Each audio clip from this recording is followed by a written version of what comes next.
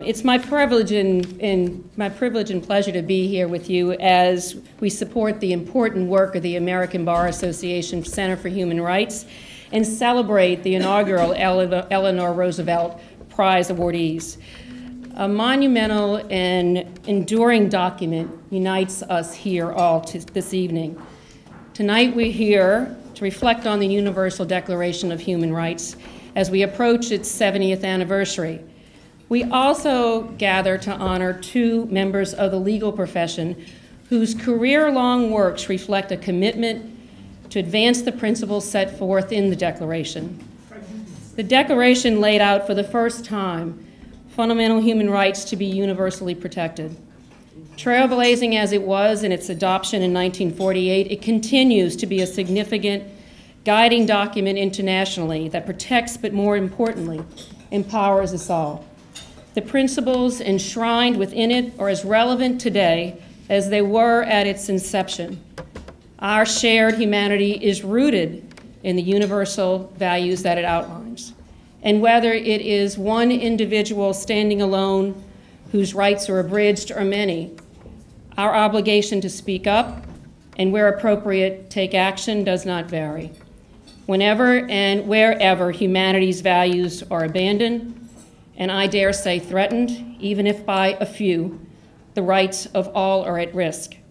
And so we must not wait to see the harm if the act deserves a response. Mrs. Roosevelt poignantly noted, where after all do universal rights, human rights come from? Where do they begin? In small places close to home, so close and so small that they cannot be seen on the maps of the world. Unless these rights have meaning here, they have little meaning anywhere.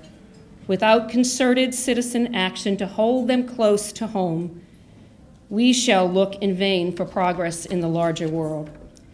Tonight's honorees live out the mission of the Declaration and the ABA Center for Human Rights, close to home and afar.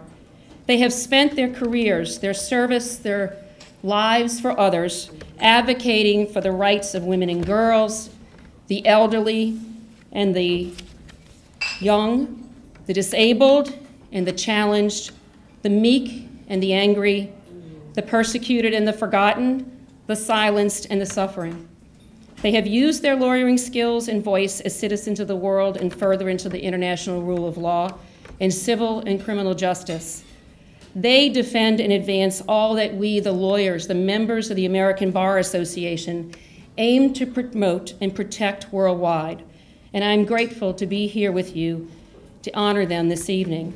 On behalf of the ABA President, Bob Carlson, ABA past President, Hillary Bass, and the 400,000 members of the American Bar Associations and its officers, know that we are most proud of the work of our honorees and the ABA Center for Human Rights and the dedicated efforts of its leaders over these last 20 years to light up the maps of the world with dignity and universal rights. Congratulations, Mr. Ferenz and Secretary Clinton, and thank you all for coming.